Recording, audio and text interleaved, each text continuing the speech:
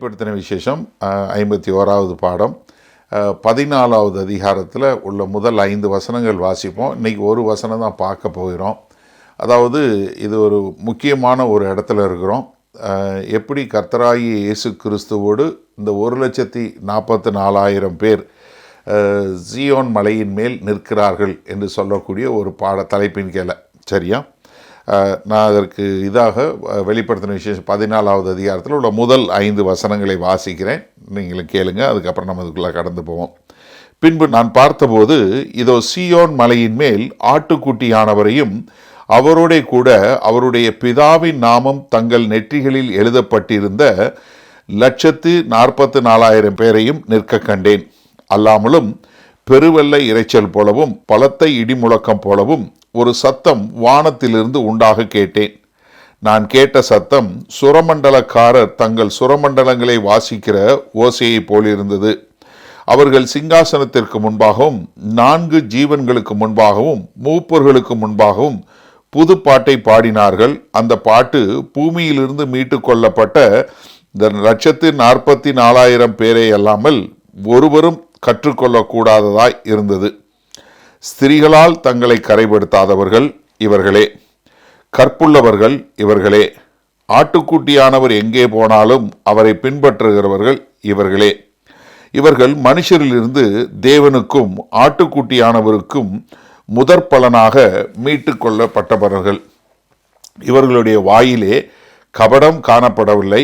இவர்கள் தேவனுடைய சிங்காசனத்திற்கு முன்பாக மாசில்லாதவர்களாய் இருக்கிறார்கள். ஆமேன். அதாவது இந்த கர்த்தருடைய 2ஆம் வருகையில் நடக்கக்கூடிய இந்த உபத்திர காலத்தில் நடக்கக்கூடிய இந்த சம்பவத்தில் நம்ம இங்கே இருக்கிறோம்.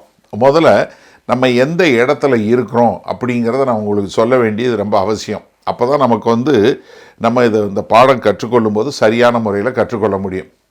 1வது அதிகாரத்தில் கர்த்தராகிய இயேசு கிறிஸ்து மரித்து உயிர் தெழுந்து வந்த அவருடைய தரிசனத்தை யார்? அப்போஸ்தலனாகிய யோவான் பார்க்கிறாரு. அங்கே அவர் எப்படி தன்னுடைய சபைகளுக்கு 7 குத்துவிளக்குகள் மத்தியில் நடந்து கொண்டிருக்கிறவராய் இருக்கக்கூடியவராக பார்க்கிறார். அதற்கு பின்பாக வெளிப்படுத்தின விசேஷம் 2வது அதிகாரம் 3வது அதிகாரத்தில் 7 சபைகளுக்கு கர்த்தராகிய இயேசு கிறிஸ்து கடிதம் எழுதுகிறார். அந்த கடிதம் என்ன, சபை எப்படி இருக்க வேண்டும், என்னென்ன காரியங்களில் கவனமாக இருக்க வேண்டும் என்று எச்சரிக்கை கொடுக்கக்கூடிய ஒரு காரியத்தை சொல்கிறார். அடுத்து 4வது அதிகாரம் 5வது அதிகாரத்தில் நம்ம என்ன பார்க்கிறோம், நம்ம சபை மேலே பரலோகத்துக்கு எடுத்துக்கொள்ளக்கூடிய ஒரு காரியத்தை பார்க்குறோம். நம்ம எல்லாருமே அங்கே தேவனுடைய சன்னிதானத்தில் அங்கே இருந்து மீட்கப்பட்டவர்களோடு சேர்ந்து சபையும் சேர்ந்து அங்கே உட்கார்ந்து கர்த்தரை ஆராதிக்கக்கூடிய ஒரு காரியத்தை பார்த்துறோம். அதற்கு பின்பாக 6வது அதிகாரத்திலிருந்து 11வது அதிகாரம் வரைக்கும் பூமியில் நடக்கக்கூடிய தேவனுடைய நியாய தீர்ப்பை குறித்து பார்க்குறோம்.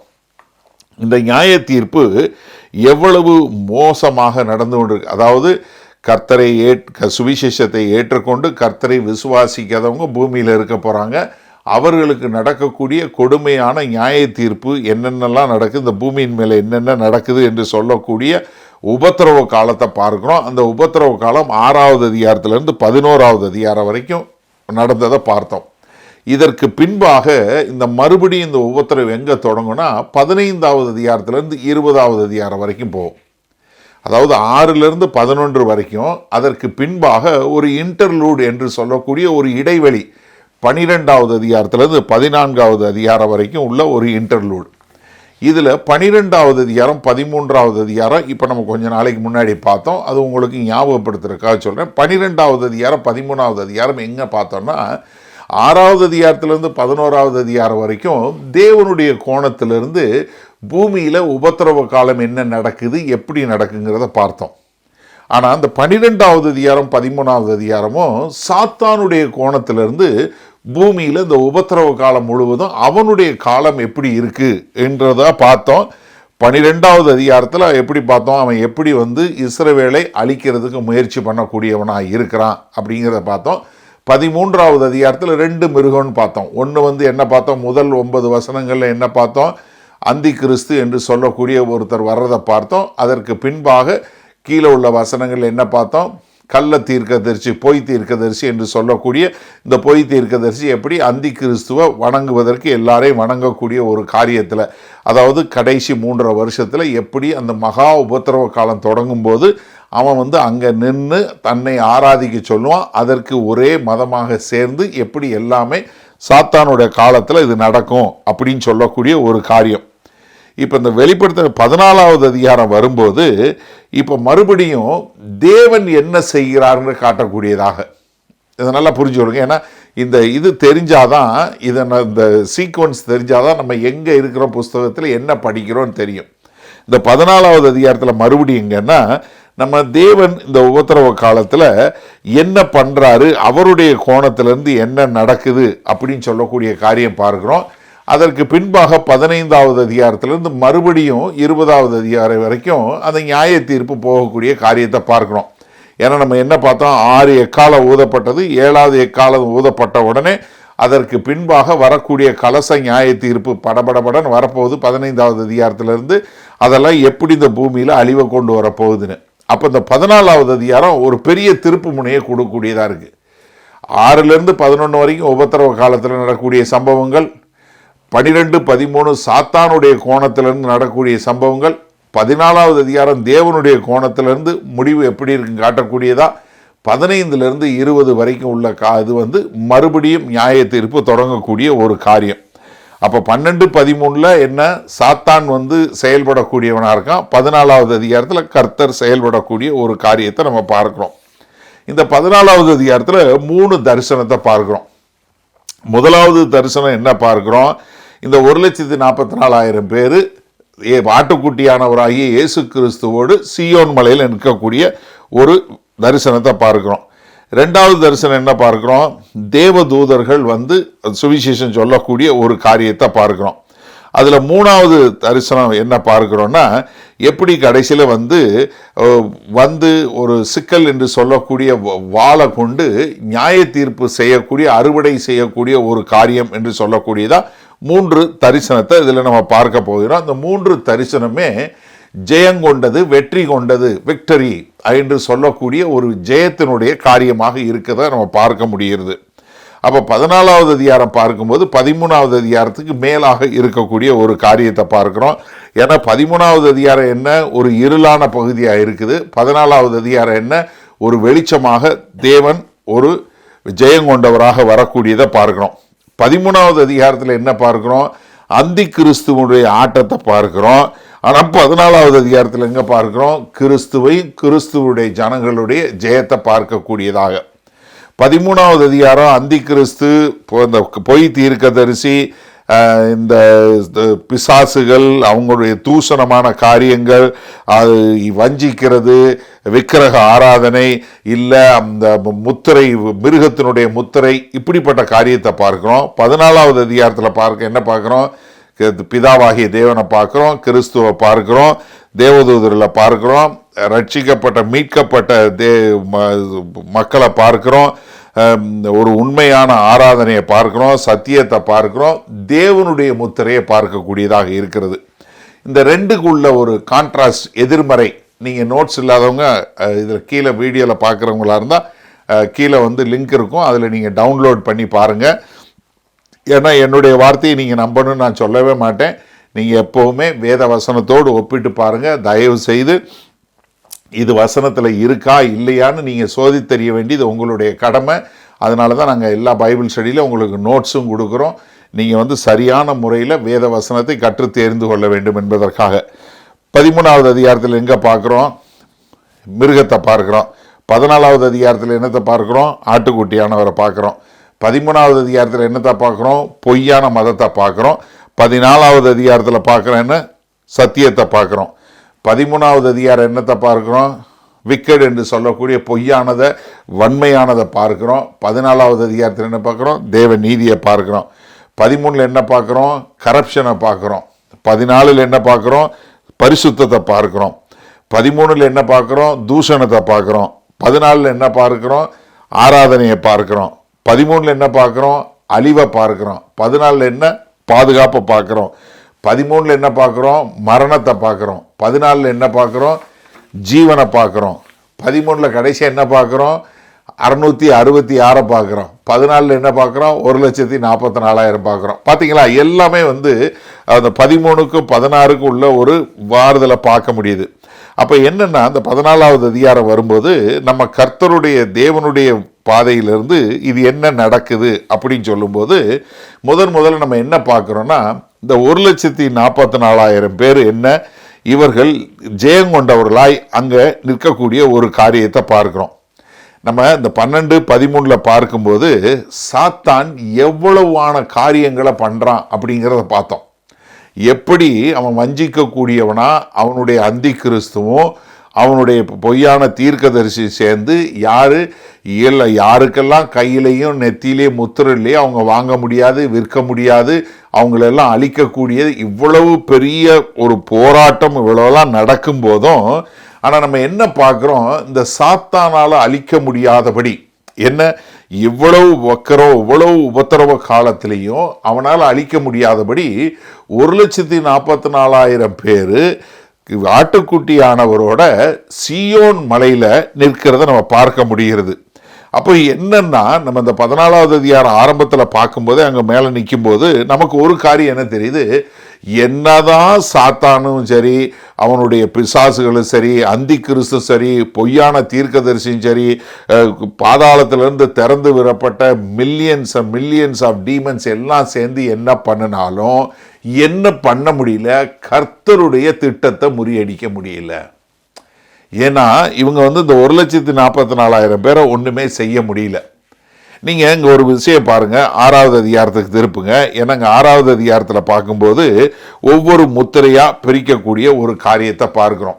என்ன, முதல்ல வந்து பொய்யான சமாதானம் வருது, அதற்கு பின்பாக வந்து என்ன நடக்குது, யுத்தங்கள், அதுக்கு பின்பாக நிலநடுக்கம், அதுக்கு பின்பாக சூரியன் வந்து அப்படியே வந்து கருப்பாக மாறக்கூடியது, அதே மாதிரி சந்திரன் வந்து இரத்த நிறப்பாக மாறக்கூடியது, வானத்தில் இருக்கிற நட்சத்திரங்கள்லாம் கீழே விழுந்துரும்.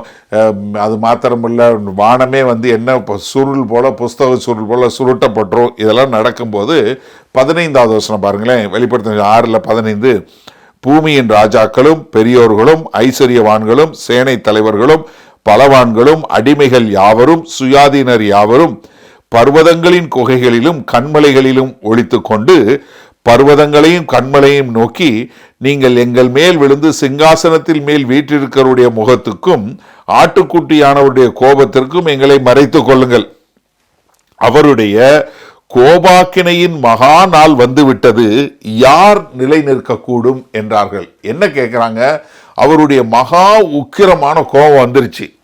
அந்த மகா நாள், உக்கிரமான மகா நாள் வரும்போது யாரு அங்க நிலை நிற்க முடியும் அப்படின்னு சொல்லி இந்த கேள்வி கேட்ட உடனே 7வது முத்திரை பிரிக்கப்படக்கூடிய ஒரு காரியத்தை பார்க்கிறோம். அதற்கு பின்பாக என்ன பார்க்கிறோம், 7 எக்கால நியாய தீர்ப்பு வரக்கூடிய ஒரு காரியத்தை பார்க்கிறோம். இந்த 7 எக்கால நியாய தீர்ப்பு வருவதற்கு முன்பாகவே இங்க என்ன கேள்வி கேட்கிறாங்க, யாரு அவருடைய உக்கிர கோபத்துக்கு முன்பாக நிற்க முடியும், யாரு இதுல வந்து தப்பிக்க முடியும் அப்படின்னு சொல்லக்கூடியதாக. இப்ப நீங்க வந்து பாருங்க, இந்த 7வது முத்திரை பிரிக்கப்பட்டு 7 எக்கால நியாய தீர்ப்பு வருவதற்கு முன்பாகவே 6 முத்திரைகள் பிரிக்கப்பட்டு பூமியில அவ்வளவு பெரிய அழிவு வந்துருச்சு. என்ன, எக்கச்சக்கமான அழிவு, மக்கள் வந்து சாகுறாங்க, யுத்தங்கள் வருது, பஞ்சம் வருது, நிலநடுக்கம் வருது, கொள்ளை நோய் வருது, பில்லியன் மக்களுக்கு மேல அவ்வளோ மக்கள் இறந்து போறாங்க. அது மாத்திரமல்ல, தடை செய்கிற பரிசுத்த ஆவியானவர் எடுத்துக்கொள்ளப்பட்டார். அதனால அக்கிரமத்தின் மேல அக்கிரம், கொடுமை மேல கொடுமை நடக்குது. அது மாத்திரமல்ல, இந்த அந்தி கிறிஸ்து வந்ததுக்கு அப்புறம், பொய்யான தீர்க்கதரிசி மூலம் வந்ததுக்கு அப்புறம் கர்த்தருடைய நாமம் தூசிக்கப்படுது. இவ்வளவு செய்யும் போது என்ன பார்க்கிறோம், இந்த பிசாசுகள் வந்து கீழே இருந்து அவுத்து விடப்படுறாங்க. அந்த பிசாசுகள் வந்து அவங்கெல்லாம் என்ன பண்றாங்க, பூமியில இருக்கக்கூடிய ஒரு காரியத்தெல்லாம் அவங்க அழிக்கக்கூடிய காரியங்களை பண்றாங்க. இப்ப அந்தி கிறிஸ்து என்ன பண்றான், அவன் வந்து என்ன தேவாலயத்துல வந்து பாலாக்கு அருவருப்பு வச்சு தன்னை வணங்கணும், வணங்காத எல்லாரையும் கொலை செய்வோம் அப்படின்னு சொல்லக்கூடிய தேவாலயத்திலிருந்து தன்னை ஆராதிக்க சொல்லி இவ்வளவு காரியம் நடக்கும்னு இப்பவே இந்த கேள்வி என்ன கேட்குறாங்க, யாரு இதுல இருந்து தப்பித்து கொள்ள முடியும், யாரு தப்பிக்க முடியும்? இதுக்கு பதில் 7வது அதிகாரத்தில் முதல் 4 வசனங்கள் பாருங்க.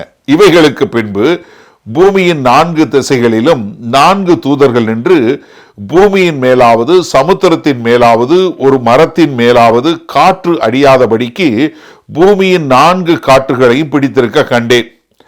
ஜீவனுள்ள தேவனுடைய முத்திரை கோலையுடைய வேறொரு தூதன் சூரியன் உதிக்கும் திசையிலிருந்து ஏறி வர கண்டேன்.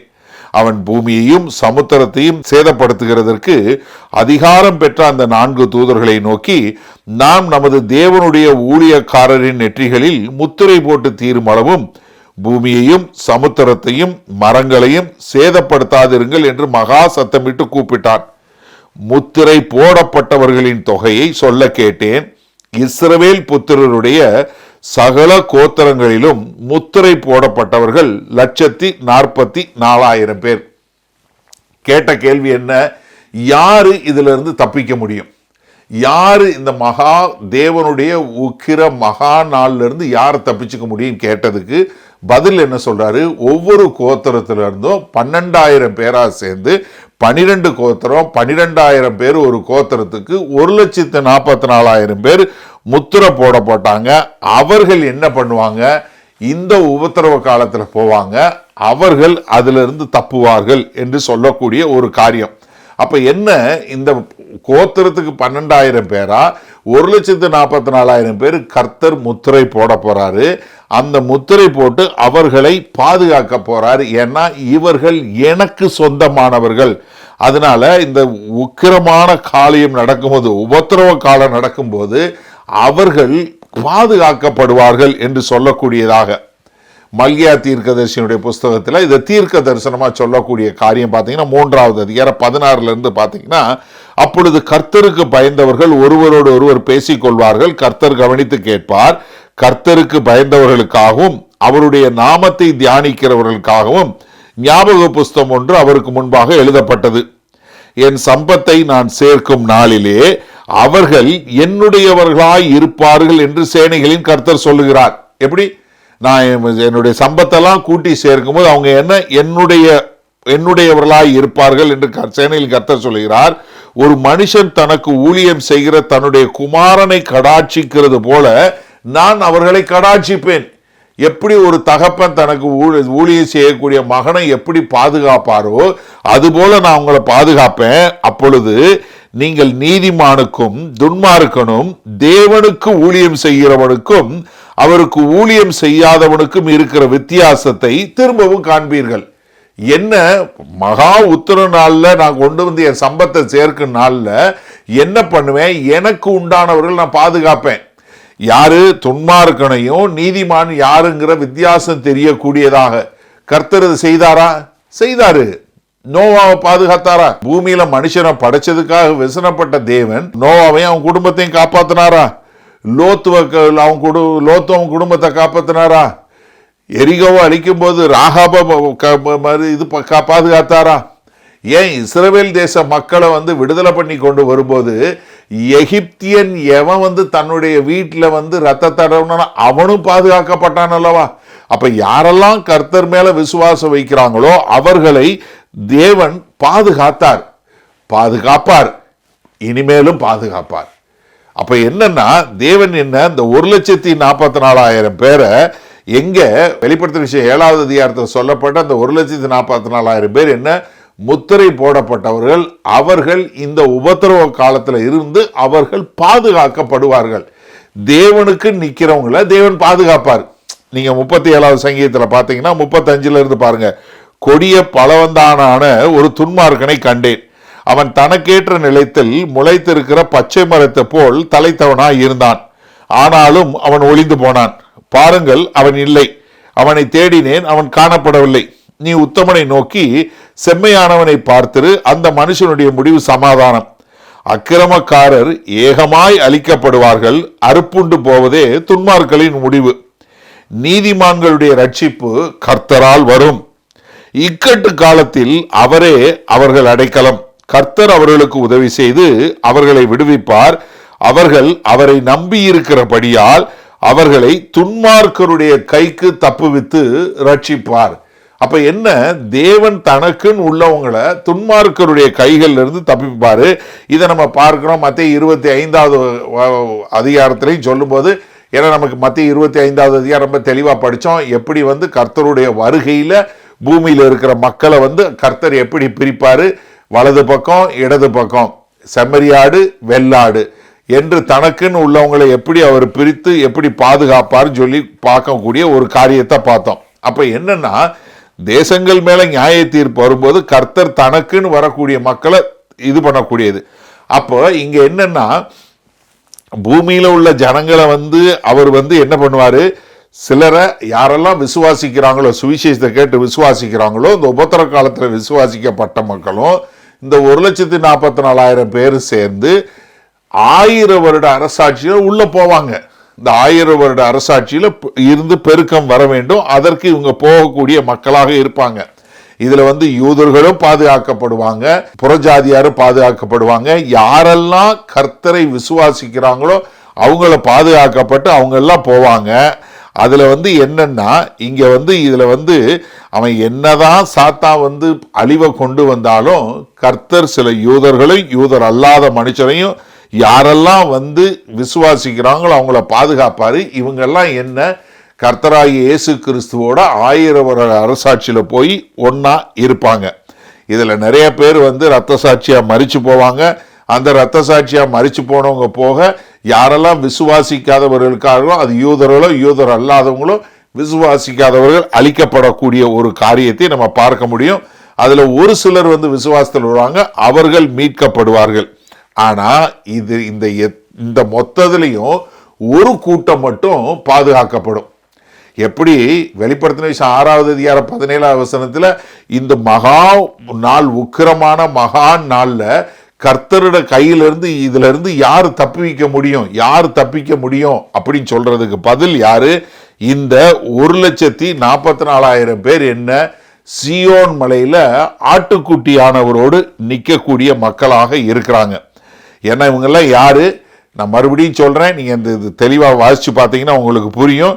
ஏன்னா இவங்க யாரு, 1,44,000 பேர் கர்த்தராகிய இயேசு கிறிஸ்துவோட சீயோன் மலையில நிற்கிறாங்க. ஏன்னா இந்த காலகட்டத்தில் எப்படின்னா, யாரெல்லாம் கிறிஸ்துவை விசுவாசிக்கிறாங்களோ அவங்களெல்லாம் அழிக்கணும்னு சொல்லி முயற்சி பண்ணக்கூடியவங்க. சாத்தானும் சரி, பொல்லாத மனுஷனும் சரி, இந்த உலகம் எல்லாருமே கொள்ளை இது அழிக்கணும்னு பார்ப்பாங்க. விசுவாசிக்கிறவனே அழிக்கணும்னு பார்க்கும்போது இவங்க கர்த்தருக்குன்னு ஊழியம் செய்யக்கூடிய மக்களாக இருக்கும்போது இவர்களையும் அழிக்கணும்னு எல்லா முயற்சியும் பண்ணுவாங்க. ஆனா கர்த்தர் அவர்களை பாதுகாப்பார். ஏன்னா நம்ம 11வது அதிகாரத்தில் பார்த்தோம், 2 சாட்சி வர்றாங்களா, 2 சாட்சி மறிக்கிறாங்களா, மறுபடியும் உயிர்த்தெழுகிறாங்களா. ஆனா இந்த 1,44,000 பேர் என்ன, அவங்க என்ன பண்ண மாட்டாங்க, அவங்க அழிக்க மாட்டாங்க, அவங்கள அழிக்க முடியாது. அவங்க என்ன பண்ணுவாங்க, சுவிசேஷத்தை பிரசங்கிக்கக்கூடிய மக்களாக இருப்பாங்க. என்ன காரணம்னா, கர்த்தர் அவங்களுக்கு ஒரு வாக்கு கொடுத்திருக்கிறாரு, அவங்களுக்கு ஒரு முத்திரையை போட்டிருக்காரு. அதனால அவங்க பாதுகாக்கப்பட்டவங்களா இருக்காங்க. இங்க கர்த்தரோட நிற்கக்கூடிய ஒரு மக்களாக இருக்கிறவங்களா இருக்கிறாங்க. அது மாத்திரமில்ல, அவங்களுக்கு ஒரு முத்திரை கொடுக்கப்பட்டிருக்குது. அந்த முத்திரை என்ன, இது தேவனுக்கு சொந்தமானவர்கள், இது அவருக்குன்னு உரியவங்க, அவங்களுக்குரிய பாதுகாப்பு என்று சொல்லக்கூடியதாக. அப்ப இந்த முத்திரை என்ன, அவர்கள் கர்த்தருக்கு சொந்தமானவர்கள் என்று காட்டக்கூடியதாக. அப்ப இவங்க என்ன, இந்த 1,44,000 பேர் என்ன பண்ணல, மிருகத்தினுடைய முத்திரையை வாங்கல. ஏன்னா மிருகத்தினுடைய முத்திரையும் நெத்திலையும் வலது கையிலையும் வாங்கினவங்க தான் வாங்க முடியும், விற்க முடியும். ஆனா இந்த 1,44,000 பேர் என்ன பண்ணல, இவங்க முத்திரை, தேவனுடைய முத்திரை தரித்தவங்களா இருக்கிறாங்க. அது மாத்திரமல்ல, நம்ம 4வது 5வது வசனத்துல பார்க்கும்போது அவர்களுடைய தனித்தன்மையை பார்க்கிறோம். அவங்க தங்களை எந்த வகையிலையும் தீட்டுப்படுத்திக் கொள்ளல. அவங்க எங்கெங்கெல்லாம் கர்த்தர் போறாரோ அவங்க கூட போகக்கூடிய மக்களா இருக்கிறாங்க. இவங்க தான் கர்த்தருக்குன்னு முதல்ல ஆட்டுக்குட்டியானவருக்குன்னு தேவரால தெரிந்தெடுக்கப்பட்ட முதற் பலனா இருக்கக்கூடிய மக்களா இருக்கிறாங்க. அவங்க வாயில ஒரு வஞ்சகம் இல்லை, ஒரு பொய் இல்லை, அவங்கள ஒரு தூசணம் இல்லை. அந்த மாதிரி உள்ள ஒரு மக்களாக இருக்கக்கூடிய ஒரு காரியத்தை பார்க்கிறோம். இவங்க யாரு, ஜெயங்கொண்டவர்கள், அவங்க ஜெயிச்சவங்க, இவங்க மேற்கொள்ளக்கூடிய மக்களாக இருக்கக்கூடிய இதா இருக்கிறோம். அப்ப இங்க என்னன்னா, இங்க 14வது அதிகாரத்தில் என்ன பார்க்கிறோம்? கர்த்தராகிய இயேசு கிறிஸ்து தன்னுடைய ராஜ்யத்தை அமைக்க வரும்போது நடக்கக்கூடிய ஒரு சீன். இப்ப 14வது அதிகாரம் எங்க இருக்கு? இயேசு கிறிஸ்து உபத்திரவ காலமெல்லாம் முடிஞ்சு நடக்கக்கூடிய ஒரு சீனை இங்க 14வது அதிகாரத்துல இங்க நம்ம பார்க்கிறோம். ஏன்னா இங்க கிறிஸ்து வந்துட்டாரு. எங்க இருக்கிறாரு? சீயோன் மலையின் மேல இருக்கிறாரு. யாரு கூட? 1,44,000 ஜெயம் கொண்டவர்கள் இருக்கிறாங்க. அவங்க எல்லாம் அங்கே இருக்கிறாங்க. நம்ம இவங்கெல்லாம் என்ன? வெற்றி சிறந்தவர்கள். பொதுவாக நம்ம இதில் பார்க்கும்போது நம்ம சமுதாயம் எப்போவுமே ஒரு ஜெயிக்கிறவனை தான் பார்க்கும். அது எதுவாக இருந்தாலும் சரி, ஒரு ஜெயம் கொண்டவர்களா. இங்கே 1,44,000 பேர் ஜெயம் கொண்டவர்களா கர்த்தரோட நிற்கிறாங்க. இன்றைக்கு ரஃபா அரௌண்ட் ஒரு 50,000 60,000 மிஷினரிமார்கள் உலகம் முழுவதும் இருக்கக்கூடிய மக்களாக இருக்கிறாங்க. கிட்டத்தட்ட 3 மடங்கு உள்ள மக்கள் அங்கே நிற்கக்கூடிய மக்களாக இருக்கிறாங்க. இப்போ நம்ம சமுதாயத்தில் பார்க்கும்போது இப்போ ஒரு வேளை ஒரு கோச்சாக இருக்கிறாரு அப்படின்னு சொல்லி சொன்னால் தோத்தா என்ன பண்ணிடுவாங்க? அவரை தூக்கிடுவாங்க. இப்போ நீங்கள் கிரிக்கெட் ஃபாலோ பண்ணுறவங்கன்னா தெரியும். இப்போ கௌதம் கம்பீர் இந்தியாவுக்கு கோச்சாக இருக்கிறாரு. 2 சீரீஸ் தோத்துச்சு, அநேகமாக அவரை தூக்கிடுவாங்க. ஏன்னா நம்ம என்ன, தோத்தா பிடிக்காது, அவங்கள ஃபயர் பண்ணிடுவோம். இப்போ ஒரு பிளேயர் ஒருத்தர் நல்லா விளையாடல என்ன பண்ணிடுவாங்க? அவரை விட்டுருவாங்க. அவரை மறுபடியும் என்ன பண்ணிடுவாங்க? ஏலத்தில் எடுக்க மாட்டாங்க. அதே மாதிரி ஒரு அரசியல்வாதி சரியில்லைன்னா என்ன செஞ்சிருவோம்? ஓட்டு போட மாட்டோம். அப்போ என்னன்னா, சமுதாயம் எப்போவுமே ஜெயங்கொண்டவர்களை தான் பார்க்கக்கூடியது. ஏன்னா ஜெனரல் ஜார்ஜ் ஜி பேட்டன் என்று சொல்லக்கூடிய ஒருத்தரை அமெரிக்க இதில் உள்ள பார்க்கும்போது அவர் எவ்வளவு பயங்கரமான ஒரு வெற்றி சிறந்த ஒரு வெற்றி நாயகன்.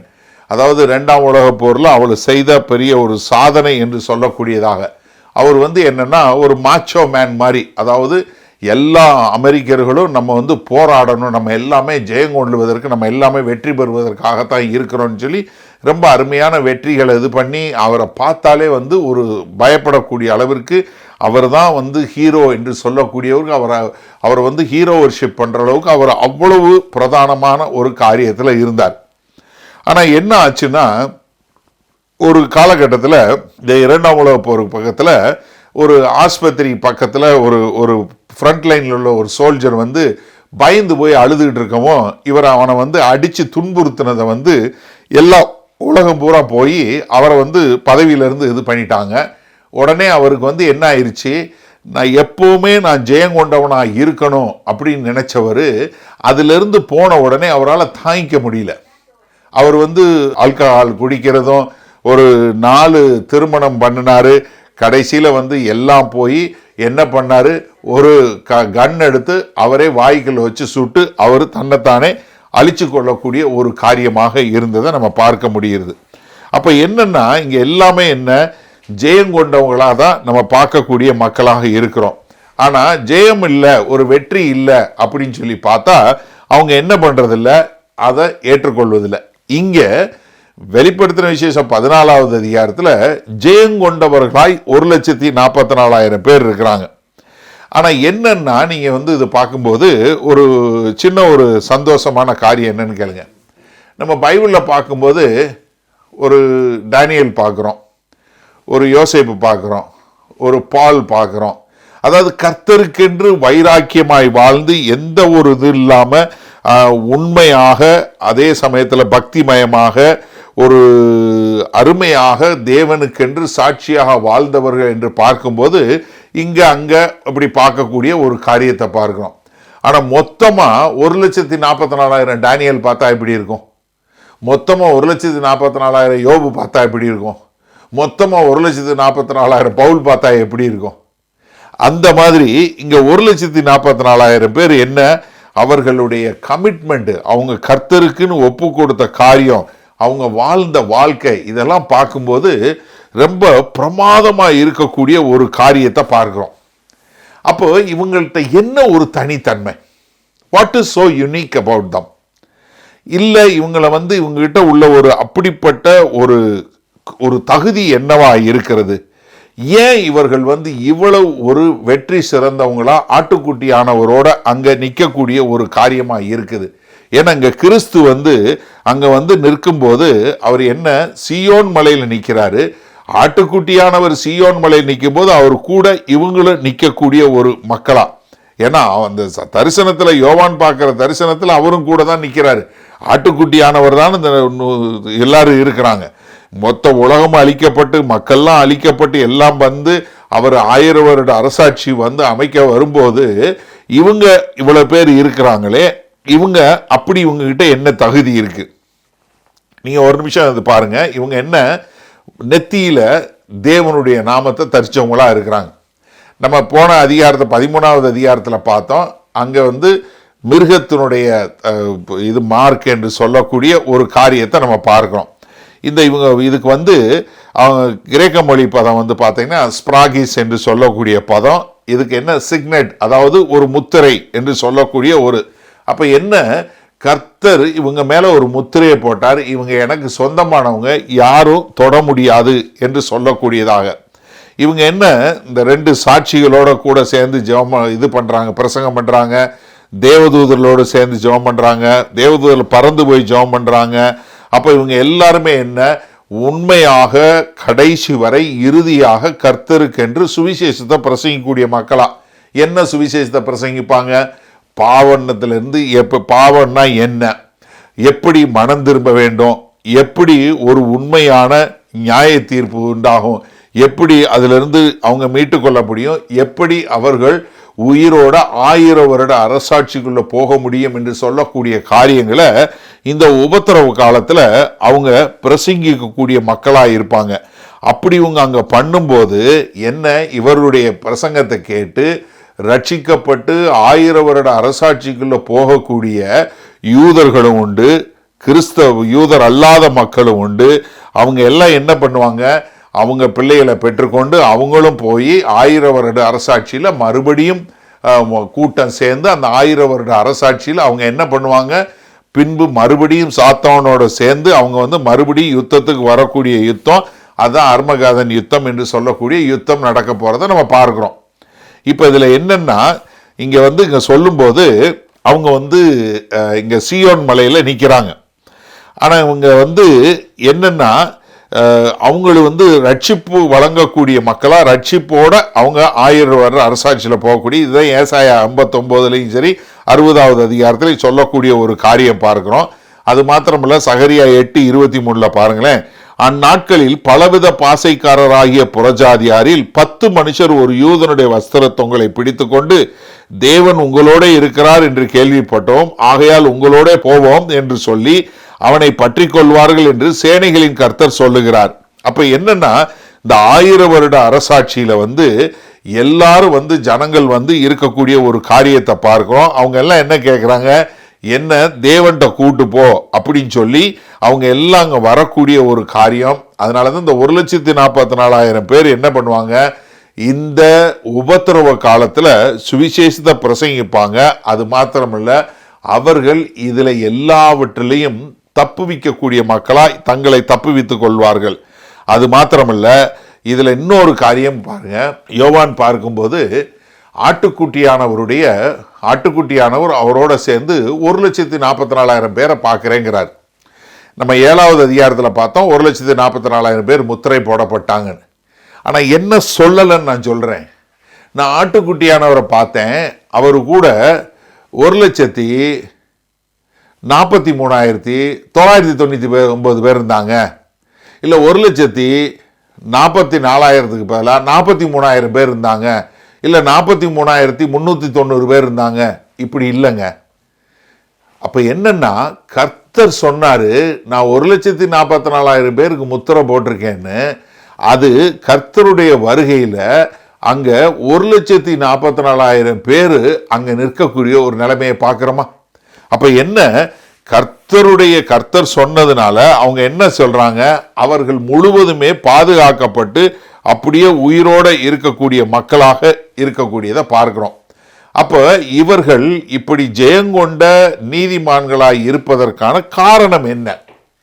4வது 5வது வசனம் பாருங்க. ஸ்திரீகளால் தங்களை கரைப்படுத்தாதவர்கள் இவர்களே, கற்புள்ளவர்கள் இவர்களே, ஆட்டுக்குட்டியானவர் எங்கே போனாலும் அவரை பின்பற்றுகிறவர் இவர்களே, இவர்கள் மனுஷரிலிருந்து தேவனுக்கும் ஆட்டுக்குட்டியானவருக்கும் முதற் பலன்களாக மீட்டுக் கொள்ளப்பட்டவர்கள். இவர்களுடைய வாயிலே கபடம் காணப்படவில்லை. இவர்கள் தேவனுடைய சிங்காசனத்திற்கு முன்பாக மாசில்லாதவர்களாய் இருக்கிறார்கள். அப்ப என்னன்னா, இவங்க பாதுகாக்கப்பட்டதற்கு தேவனுடைய ஏக சக்கராதிபதி ராஜ்யம் அது மாத்திரம் ஒண்ணு இல்லை. It's not just the sovereignty of God, it's not just the power of God. அதே சமயத்தில் என்னன்னா, இவர்களும் அதற்கு உண்மையுள்ளவர்களாய் இருந்ததை பார்க்க முடியுது. ஏன்னா ஒரு நாணயத்துக்கு ரெண்டு பகுதி இருக்க மாதிரி கர்த்தருடைய வாக்குத்தத்தம் அதற்கு ஏற்றாற் போல் இவங்க வாழ்க்கையை நம்ம பார்க்க முடியுது.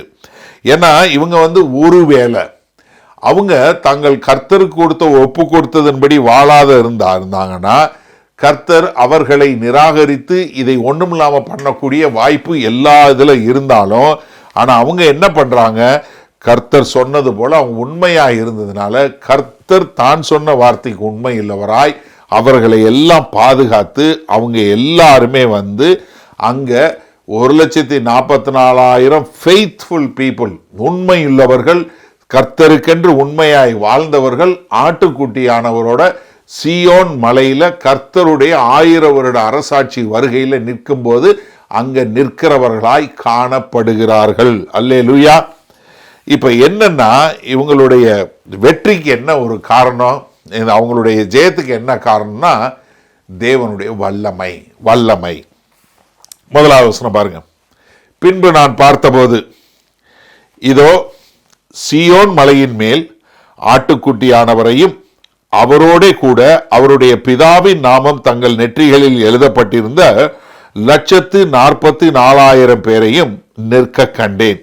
இப்ப என்ன, அவங்க எல்லாம் கர்த்தருக்கு சொந்தமானவங்க, கிறிஸ்துவுக்கு சொந்தமானவங்க, தேவனுடைய வார்த்தையின்படி அவர்கள் பாதுகாக்கப்பட்டவர்கள், தேவனுடைய வல்லமையின்படி பாதுகாக்கப்பட்டவர்கள். அவங்க மாத்திரமல்ல, அவங்க என்ன, அவங்கள கர்த்தர் எனக்கு சொந்தமானவர்கள் என்று முத்திரை போட்டு வைத்திருந்தாரு. அதனால அவருடைய வாக்குத்தத்தத்தின்படி அவர்கள் பாதுகாக்கப்பட்டு அவங்க என்ன பண்றாங்க, அங்க கிறிஸ்துவோட கூட ஒரு ஜெயங்கொண்டவர்களாய் நிற்கக்கூடிய ஒரு காட்சியை பார்க்கிறோம். அப்ப என்ன, தேவன் அங்க வாக்கு கொடுத்தாரு, தேவன் அவர்களுக்கு ஒரு முத்திரையை கொடுத்தாரு, தேவன் இவர்கள் எனக்கு சொந்தமானவங்கன்னு சொன்னாரு, தேவன் அவர்களை பாதுகாத்தார். இப்ப தேவன் அவர்களை அங்கு ஆட்டுக்குட்டியானவரோடு நிறுத்தி ஜெயங்கொண்டவர்களாய் காட்டக்கூடிய ஒரு காரியம் இங்க யோவான் சொல்லும்போது, பின்பு நான் பார்த்தபோது, இது அவர் அடிக்கிறதுக்கு சொல்வாரு. ஏன்னா ஏற்கனவே ஒரு 10 முறை நம்ம பார்த்துட்டோம். இது இங்க இந்த சேர்த்து பார்க்கும்போது அது மாத்திரமல்ல, தமிழ்ல இதோ அப்படின்னு, அதாவது ஒரு ஆச்சரியம், I looked, behold அப்படின்னு சொல்லக்கூடியது இங்க என்ன சொல்ல, இதோ என்ன ஒரு பிரமிப்பா பார்க்கக்கூடிய ஒரு காரியம். என்ன பார்க்கிறாரு, சீயோன் மலையின் மேல் ஆட்டுக்குட்டியானவரையும். இந்த ஆட்டுக்குட்டியானவர் என்பது யாரு, வெளிப்படுத்தின விஷயம் 5வது அதிகாரம் 6வது வசனம் பாருங்க. அப்பொழுது இதோ அடிக்கப்பட்ட வண்ணமாய் இருக்கிற ஒரு ஆட்டுக்குட்டி சிங்காசனத்திற்கும் 4 ஜீவன்களுக்கும் மூப்பருக்கு மத்தியில் நிற்க கண்டேன். என்ன ஆட்டுக்குட்டி, என்ன அடிக்கப்பட்டதாக ஆட்டுக்குட்டி. அது மாத்திரமல்ல, வெளிப்படுத்தின விசேஷத்துல பார்க்கும்போது என்ன சிலுவையில் அறையப்பட்ட ஆட்டுக்குட்டி என்று சொல்லக்கூடியதாக. இப்ப நம்ம பார்க்கும்போது பின்னாடி இது அடிக்கப்பட்ட ஆட்டுக்குட்டி மகிமையுள்ள ஆட்டுக்குட்டியாக பார்ப்பதை 5வது அதிகாரம் 8வது வசனத்துல பார்க்கிறோம், 12வது வசனத்துல பார்க்கிறோம், 13வது வசனத்துல பார்க்கிறோம். அடுத்து இந்த ஆட்டுக்குட்டி பெரிதாக்கப்பட்ட ஒரு மகிமையுள்ள மேக்னிஃபைடு என்று சொல்லக்கூடிய காரியம் எங்க பார்க்கிறோம், 7வது அதிகாரம் 9வது வசனம், 10வது வசனம், 14வது வசனம், 17வது வசனத்துல பார்க்கிறோம். அப்ப இங்க பார்க்கும்போது ஆட்டுக்குட்டியானவர் எங்க நிற்கிறாரு, சீயோன் மலையின் மேல நிற்கக்கூடியதாக இருக்கிறத பார்க்கிறோம். நீங்க இந்த வெளிப்படுத்தின விசேஷத்துல ஆட்டுக்குட்டியானவர் அப்படியே ஃபாலோ பண்ணீங்கனாலே ஒரு பெரிய பைபிள் ஸ்டடி அழகா கிடைக்கும். நம்ம அது இல்லை, இப்ப நம்ம இதை பார்ப்போம். சரியா, இங்க அவர் நின்றுட்டு இருக்கிறாரு. ஏன்னா இங்க ஆட்டுக்குட்டியானவர் அங்க நிற்கிறாரு, சீயோன் மலையில நிற்கிறாருங்கிறது எவ்வளவு முக்கியம்னா, 2வது சங்கீதம் நம்ம எல்லாருக்கும் தெரியும், பெரும்பாலும் எல்லாருக்கும் தெரியும். 2வது சங்கீதத்தில் சொல்லக்கூடியதனுடைய தீர்க்க தரிசனத்துடைய நிறைவேற்றங்கிறத பார்க்க முடியும். நீங்க அதுல 6வது வசனம் பாருங்களேன். நான் என்னுடைய பரிசுத்த பர்வதமாகிய சீயோன் மீதில் என்னுடைய ராஜாவை அபிஷேகம் பண்ணி வைத்தேன். எங்க, சீயோன் பேர்ல.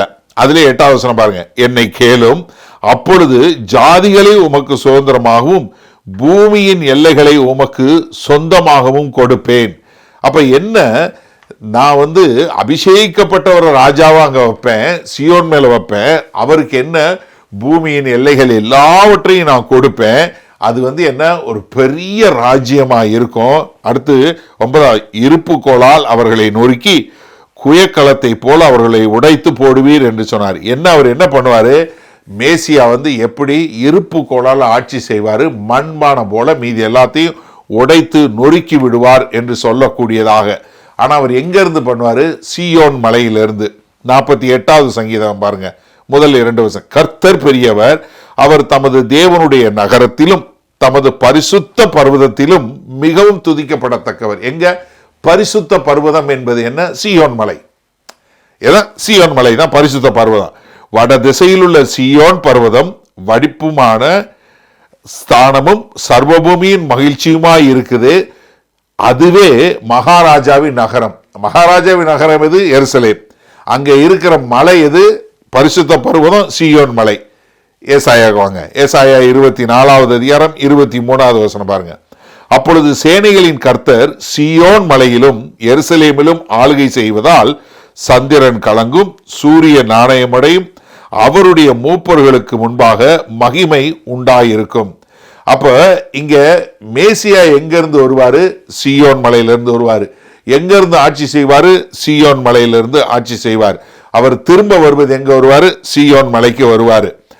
ஆனா ஒரு சிலர் நான் பைபிள் ஸ்டடி பார்க்கும்போது ஒரு சில கமெண்டேட்டர் என்ன போடுறாங்கன்னா, இது பரலோக சீயோன் என்ன அப்படின்னு சொல்லக்கூடியது சான்ஸே கிடையாது. ஏன்னா அவங்க அதை எதை எடுக்கிறாங்கன்னா, எபிரேயர் 12வது அதிகாரத்தில் 22 24 வரைக்கும் இருக்குல்ல, நீங்களோ சீயோன் மலையின் இடத்திற்கும் ஜீவனுள்ள தேவனுடைய நகரமாகிய பரம எருசலேமின் இடத்திற்கும் 1000-10,000 தேவதூர் இடத்திற்கும் பரலோகத்தில் பேரெழுதி இருக்கிற முதற்பேனானவர்களின் சர்வ சங்கமாகிய சபையின் இடத்திற்கும் யாவருக்கும் நியாயாதிபதியாகிய தேவனிடத்திற்கும் பூரணமாக்கப்பட்ட நீதிமான்களுடைய ஆவியின் இடத்திற்கும் புது உடன்படிக்கையின் மத்தியஸ்தராகிய இயேசுவின் இடத்திற்கும் ஆபேலுடைய ரத்தத்தை பேசினதை பார்க்கிலும் நன்மையானதை பேசுகிற ரத்தமாகிய தெளிக்கப்படும் ரத்தனிடத்துக்கு சேர்ந்தீர்கள்.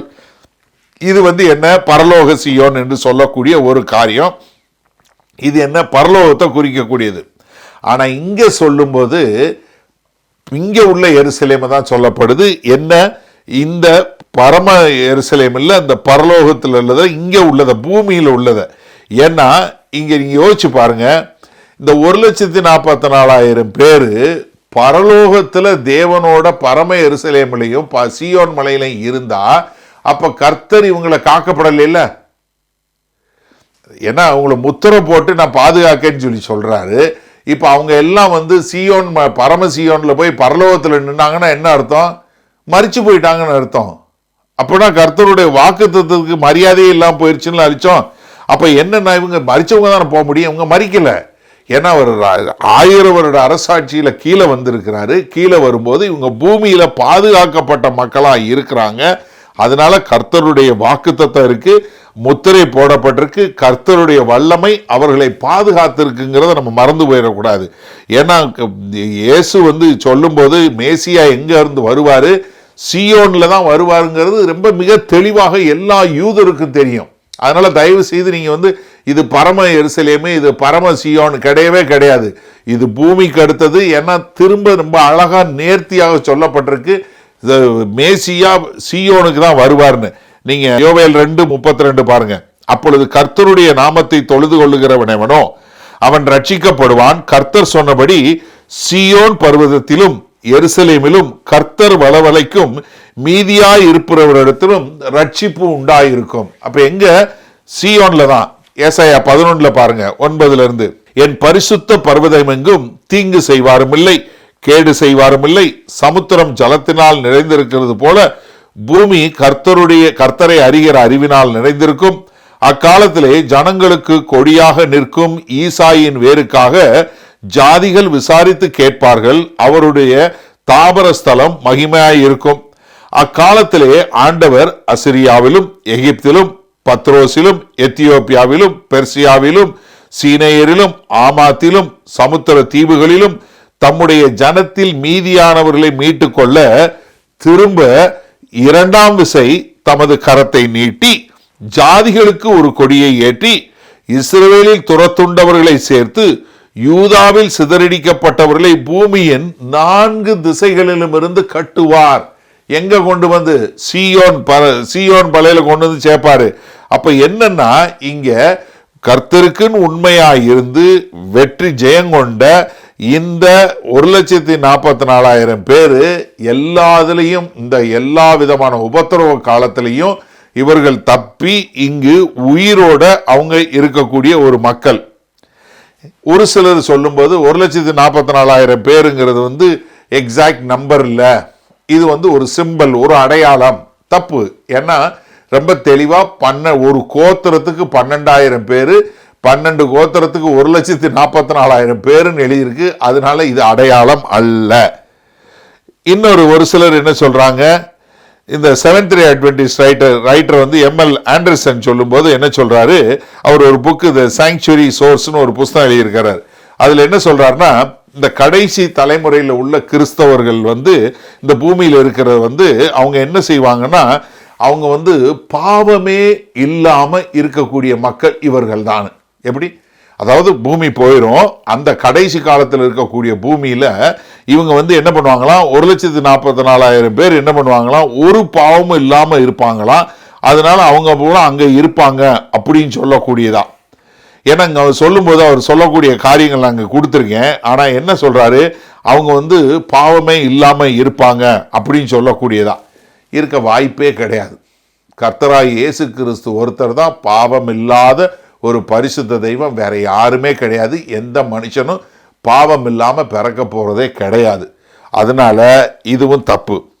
இன்னும் ஜெகோவா விட்னஸ் என்ன சொல்றாங்க, நாங்க தான் அந்த 1,44,000 பேர். இப்போ அவங்க மெம்பர்ஷிப் கூடிருச்சு, அதனால கொஞ்சம் அப்படி இப்படி மாத்திக்கிட்டாங்க. மார்மன்ஸ் இதே மாதிரி நாங்கள் தான் அந்த 1,44,000 பேர்னு போட்டி போடக்கூடியவங்க இருக்கிறாங்க. ஆனால் அவங்க என்ன போடுறாங்களோ இல்லையா, உங்களுக்கும் எனக்கு தெரியுமா நல்லா, இந்த 1,44,000 பேர் எத்தனை பேர்? ஒரு கோத்திரத்துக்கு 12,000 பேர், 12 கோத்திரம், ஒரு கோத்திரத்துக்கு 12,000 பேர். மிக தெளிவாக கர்த்தர் எழுதி வச்சிருக்கிறார். அதனால நீங்கள் தயவு செய்து இந்த குழப்பமே வேணாம். உங்ககிட்ட உங்கள் போதகரோ, நீங்கள் ஒருவேளை இந்த செய்தியை பார்க்குறவங்க செவன்த் டே அட்வென்டிஸ்ட்டு, இல்லை நீங்கள் ஜெகோவா விட்னஸு, இல்லை மார்மனு, இல்லை ஏதோ ஒரு இதில் இருந்தீங்கன்னா தயவு செய்து உங்கள் பைபிள் எடுத்து படிங்க. 7வது அதிகாரத்தில் ரொம்ப தெளிவாக 1,46,000 பேர் எத்தனை பேர், அவங்க எந்தெந்த கோத்திரங்கிற தெளிவாக எழுதியிருக்கு. அதனால நீங்கள் கிடையவே கிடையாது. தயவு செய்து புரிஞ்சு கொள்ளுங்க. ஏன்னா இது வந்து ஆண்டவர் நமக்கு தெளிவாக சொல்லி கொடுத்துருக்கிறாரு. அதை நம்ம தெரிஞ்சு கொண்டு வாழக்கூடிய மக்களாக இருக்கணும். இவங்க என்ன இங்கே வந்து என்ன நினைக்கிறாங்க, இவங்க அங்கே போய் நிற்கிறாங்க, இந்த உபத்திரவம் எல்லாத்தையும் தாங்கக்கூடிய மக்களாக இருக்கிறாங்க. இப்போ கர்த்தர் அவங்களெல்லாம் சேர்த்து கொண்டு வந்து எங்கே, அங்கே சீயோன் மலையில் நிற்கிறாரு. எங்கே யோவேல் 2:32 சொன்னது போல எல்லாரையும் கூட்டி கொண்டு அங்கே வந்து நிற்கக்கூடிய ஒரு காரியம் முடிவாது. என்ன காரணம், எதனால இவங்க இருக்கிறாங்க அப்படின்னு பார்த்தீங்கன்னா, 91வது சங்கீதத்தில் சொன்னது போல இவர்கள் பாதுகாக்கப்பட்ட மக்கள். என்ன 91வது சங்கீதத்தில் 5வது சொன்ன பாருங்களேன், இரவில் உண்டாகும் பயங்கரத்துக்கும், பகலில் பறக்கும் அம்புக்கும், இருளில் நடமாடும் கொள்ளை நோய்க்கும், மத்தியானத்தில் பாழாக்கும் சங்காரத்துக்கும் பயப்படாதிருப்பாய். உன் பக்கத்தில் 1000 பேரும் உன் வலதுபுறத்தில் 10,000 பேர் விழுந்தாலும் அது உன்னை அணுகாது. இப்போ நீங்கள் யோசிச்சு பாருங்களேன், 1,44,000 பேருக்கு இது அழகாக மேட்ச் ஆகுமா? அட்டாசமாக மேட்ச் ஆகும். 11வது அவசரம் பாருங்க, உன் வழிகளெல்லாம் உன்னை காக்கும்படி உனக்காக தம்முடைய தூதர்களுக்கு கட்டளையிடுவார். உன் பாதம் கல்லில் இடராதபடிக்கு அவர்கள் உன்னை கைகளில் ஏந்தி கொண்டு போவார்கள். சிங்கத்தின் மேலும் விரியன் பாம்பின் மேலும் நீ நடந்து பால சிங்கத்தையும் வலு சர்ப்பத்தையும் மிதித்து போடுவாய். அவன் என்னிடத்தில் வாஞ்சையாய் இருக்கிறபடியால் அவனை விடுவிப்பேன். என் நாமத்தை அவன் அறிந்திருக்கிறபடியால் அவனை உயர்ந்த அடைக்கலத்தில் வைப்பேன்.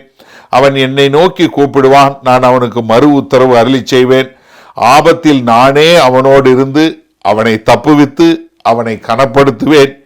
நீடித்த நாட்களால் அவனை திருப்தியாக்கி என் ரட்சிப்பை அவனுக்கு காண்பிப்பேன். எவ்வளோ அழகாக மேட்ச் ஆகுது பார்த்தீங்களா? இந்த 1,44,000 பேரை வந்து கர்த்தர் எப்படி வந்து பாதுகாத்து அவங்கள கொண்டு போய் என்ன செய்ய போகிறாரு, தன்னுடைய வல்லமையினால் தேவதூதரில் கொண்டு எல்லாவற்றையும் கொண்டு போய் அவங்கள மீட்டெடுத்து, ஏன்னா அவர் வாக்கு கொடுத்துருக்கிறாரு. அதனால அவர்களை பாதுகாத்து அவங்க கொண்டு போய் சேர்ப்பாரு. அதனால நீங்க ஒன்றும் கவலையே படவே தேவையே இல்லை. ஏன்னா நீங்க ஒருவேளை நீங்க இந்த செய்தியை கேட்டுக்கொண்டிருக்கிற நீங்க, நானும் அந்த மாதிரி நிற்கணும்னே, நானும் அவங்கள மாதிரி ஒரு ஜெயங்கொண்டவனா, வெற்றி சிறந்தவனா, மேற்கொண்டவனா, நானும் ஒரு வெற்றி வீரனா கர்த்தருக்குன்னு வாழணும் அப்படின்னு நினைச்சீங்கன்னா நீங்கள் என்ன பண்ணணும்னா, யூதா சொன்னது போல கர்த்தரையும் அவரையும் சார்ந்து வாழ கற்றுக்கொள்ளுங்க. யூதா தன் நிருபத்தில், யூதா ஒரு அதிகாரம் தான் 24, 25 சொல்லும்போது, வலுவாதபடி உங்களை காக்கவும் தமது மகிமையுள்ள சன்னிதானத்திலே மிகுந்த மகிழ்ச்சியோட உங்களை மாசற்றவர்களாய் நிறுத்தவும் வல்லமையுள்ளவரும் தாம் ஒருவரே ஞானமுள்ளவருமாகிய நம்முடைய இரட்சகரான தேவனுக்கு கனமும் மகத்துவம் வல்லமையும் அதிகாரமும் இப்பொழுதும் எப்பொழுதும் உண்டாவதாக. ஆமேன். எப்படி? வலுவாதபடி உங்களை காக்கவும் தமது மகிமையுள்ள சன்னிதானத்திலே மிகுந்த மகிழ்ச்சியோட உங்களை மாசற்றவர்களாய் நிறுத்தவும் வல்லமை யாருக்கு இருக்கு? அவர் ஒருத்தருக்கு தான் இருக்கு. அப்போ நீங்க அவருடைய வல்லமையின் மேல விசுவாசத்தை வைத்து அவர் உங்களை பாதுகாத்து உங்களை வலுவாதபடி மாசற்றவர்களாய் நிறுத்த முடியும். நம்ம விசுவாசிக்கிறீங்களா? பிலிப்பியர் 1வது அதிகாரம் 5வது வசனத்தில், ஆங்கில வேதாகமத்தில் 6வது வசனம் என்ன? உங்களின் நற்கிரியை தொடங்கிய அந்த தேவன் என்ன? அதை இயேசு கிறிஸ்துவின் நாள் பரியந்தம் முடிய நடத்தி வருவார் என்று நம்பி. என்ன? உங்களுக்குள்ள தொடங்கின ஒரு நற்கிரியை அவர் முடிப்பார். ஏன்னா இயேசு கிறிஸ்து என்ன சொன்னார்? பிதா என்கிட்ட கொடுத்ததெல்லாம் என்கிட்ட வரும், நான் உங்களை ஒரு காலம் புறம்பே தள்ளதில்லை, நான் ஒருவரையும் விட்டுவதில்லை, யாரும் என்கிட்ட தொலைஞ்சு போறதில்லை, எல்லாரும் என்ன பண்ணுவேன்? கடைசி நாளில் உயிரோடு எழுப்புவேன் சொன்னார் இல்லையா? யோவான் 6:40 நீங்கள் பார்த்தீங்கன்னா தெரியும். என்ன? பிதா கொடுத்த எல்லாரும் நான் ஒருத்தரை எழுத மாட்டேன், அவர்கள் எல்லோரையும் கடைசி நாளில் என்ன பண்ணுவேன்? அவர்களை உயிரோடு எழுப்புவேன் சொல்லக்கூடிய ஒரு காரியம். எனக்கு அருமையானவர்களே, நீங்கள் அதை முழுமையாய் விசுவாசிக்கிறீங்களா? கடைசியா ரோமர் 8வது அதிகாரத்திலிருந்து சில வசனங்கள் வாசிக்கிறேன். உங்களுக்கு அந்த நிச்சயம் உண்டாகக்கூடியதா கர்த்தருடைய வல்லமையின் மேல. இவைகளை குறித்து நாம் என்ன சொல்லுவோம்? 31வது வசனத்திலிருந்து, தேவன் நம்முடைய பட்சத்தில் இருந்தால் நமக்கு விரோதமாய் இருப்பவன் யார்? தம்முடைய சொந்த குமாரன் என்றும் பாராமல் நம்ம எல்லாருக்கும் அவரை ஒப்பு கொடுத்தவர் அவரோட கூட மற்ற எல்லாவற்றையும் நமக்கு அருளாதிருப்பது எப்படி? தேவன் தெரிந்து கொண்டவர்கள் மேல் குற்றம் சாட்டுகிறவன் யார்? தேவனே அவர்களை நீதிமானாக்குகிறார். ஆக்கினைக்குள்ளாக தீர்க்கிறவன் யார்? கிறிஸ்துவே மரித்தார், அவரே எழுந்தும் இருக்கிறார், அவரே தேவனுடைய வலது பாரிசத்தில் இருக்கிறவர், நமக்காக வேண்டுதல் செய்கிறவரும் அவரே. உமது நிமித்தம் எந்நேரம் கொல்லப்படுகிறோம், அடிக்கப்படும் ஆடுகளைப் போல எண்ணப்படுகிறோம் என்று எழுதியிருக்கிறபடி நேரிட்டாலும் கிறிஸ்துவின் அன்பை விட்டு நம்மை பிரிப்பவன் யார்? உபத்திரவமோ, வியாகுலமோ, துன்பமோ, பசியோ, நிர்வாணமோ, நாசமோசமோ, பட்டயமோ, இவைகள் எல்லாவற்றிலேயும் நாம் நம்மில் அன்பு கூறுகிறவராலே முற்றும் ஜெயங்கொள்ளுகிறவர்களாய் இருக்கிறோமே. மரணமானாலும் ஜீவனானாலும் தேவதூதர்களானாலும் அதிகாரங்களானாலும் வல்லமைகளானாலும் நிகழ்காரியங்களானாலும் வருங்காரியங்களானாலும் உயர்வானாலும் தாழ்வானாலும் வேறெந்த சிருஷ்டியானாலும் நம்முடைய கர்த்தராகிய கிறிஸ்துவின் இயேசுவிலுள்ள தேவனுடைய அன்பை விட்டு நம்மை பிரிக்க மாட்டாதென்று நிச்சயித்திருக்கிறோம். எனக்கு அருமையான சகோதரனை சகோதரியே, எதுவுமே நம்ம தேவனை விட்டு பிரிக்காது. தேவனுடைய வல்லமை அவ்வளவு அருமையான ஒரு காரியம். நீங்கள் எல்லாமே தெரிஞ்சு கொள்ளுங்க. நீங்கள் கர்த்தருக்குன்னு உங்களை ஒப்பு கொடுத்து வாழும்போது நீங்கள் கர்த்தருக்குரியவங்களாக இருப்பீங்க. கடைசியாக ஒன்று, நீங்கள் கிறிஸ்துவுக்குள்ள in Christ you are more than a conqueror. Apart from God you are a loser. கிறிஸ்துவோடு இருக்கும்போது நீங்கள் ஜெயங்கொண்டவர்கள், கிறிஸ்து இல்லாத போது நீங்கள் இழந்தவர்களாய் போய்விடுவீர்கள். அப்போ தேவனுடைய வல்லமை அவர்களை எடுத்து நிறுத்தியது. அந்த வல்லமை இன்றும் குறைந்து போகவில்லை. மகா கிருபையும் இரக்கம் நிறைந்த எங்கள் அன்பின் தகப்பனே, கர்த்தாவே, என்ன ஒரு ஆனந்தம் ஆண்டவரே. இந்த வசனங்களை வாசிக்கும் போது எங்களுக்கு எவ்வளவு ஒரு நம்பிக்கை உண்டாகிறது. இதோ நீங்கள் சொன்னீங்க, அந்த 1,44,000 பேர் இவ்வளவு மகா உபத்திரவ காலத்திலையும் ஒருவர் கூட அழிந்து போகாமல் எல்லோரும் முத்திரை பெற்றவர்களாய் ஜெயங்கொண்டவர்களாய் இதோ ஆட்டுக்குட்டியானவரோடு சீயோன் மலையிலே நிற்கிறதை காணும்போது ஆண்டவரே, அந்த தரிசனத்தை கண்ட யோவானுக்கு எவ்வளவு ஒரு பிரமிப்பு இருந்ததோ அதே பிரமிப்பு எங்கள் ஒவ்வொருவருக்கும் உண்டாகட்டும். தேவன் நீங்கள் வாக்கு கொடுத்தால் அந்த வாக்கை நிறைவேற்றக்கூடிய தேவன் என்பதை நாங்கள் உணர்ந்து வாழுகிறோம் ஆண்டவரே. ஆம் தகப்பனே, இதோ எவ்வளவோ பாடுகள், போராட்டங்கள், எவ்வளவோ நிந்தைகள், எவ்வளவோ அழிவு, நாசம், மோசங்கள் நடக்கும் போதும் இந்த 1,44,000 பேர் காப்பாற்றப்பட்டார்கள். அதே போல் ஆண்டவரே, இதோ இன்றைக்கு நாங்கள் உம்மை அண்டி வருகிறோம். நீர் எங்களுக்கு ஒரு நல்ல ஒரு ரட்சிப்பை கொடுத்து ஆண்டவரே, உம்முடைய பரிசுத்த ஆவியின் மூலமாய் உம்முடைய அன்பிலிருந்து எங்களை எந்த ஒரு சக்தியாலும் பிரிக்க முடியாது என்கிற ஒரு மகா பெரிய வாக்கு தத்தத்தை நீங்கள் எங்களுக்கு கொடுத்துருக்கீங்க.